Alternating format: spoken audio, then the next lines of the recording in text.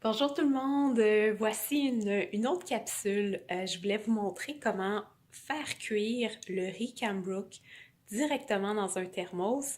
Ça donne vraiment un résultat impressionnant.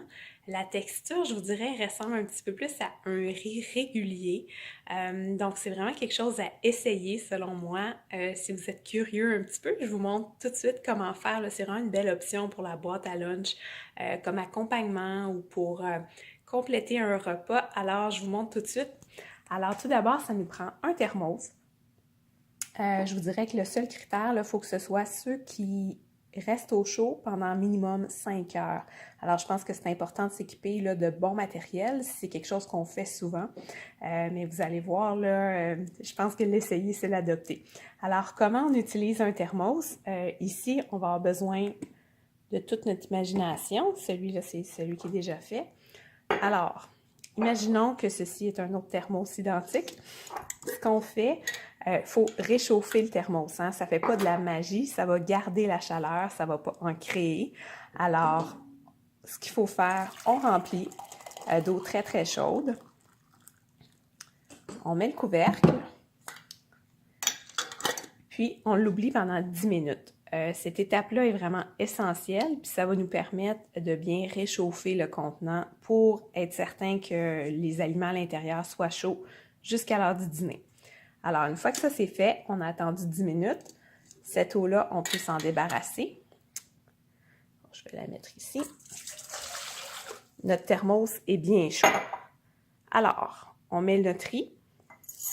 J'utilise ici 1/3 de tasse. C'est ce riz-là ici à grains courts, le riz de Cambrook.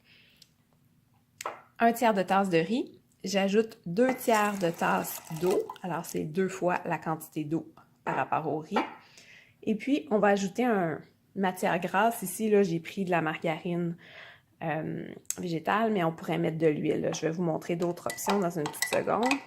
Alors, on brasse pour s'assurer que le riz ne soit pas collé dans le fond. On veut juste mélanger le tout. Et puis, ce qu'on ferait,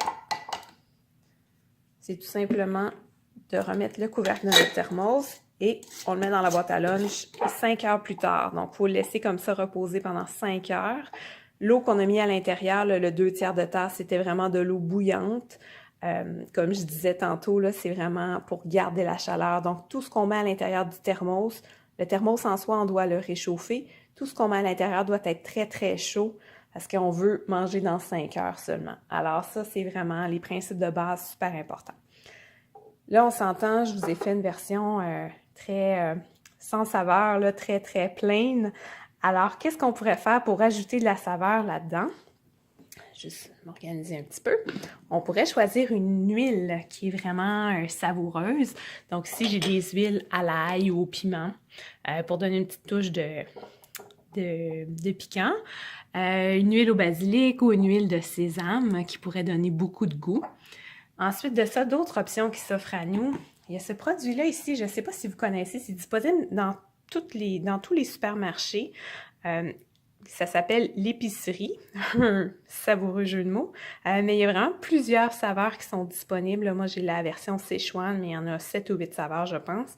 Et puis, si on regarde la valeur nutritive, alors, on a vraiment 0 g de protéines. Une autre option pourrait être un petit peu d'assaisonnement à taco, qui pourrait donner beaucoup de goût.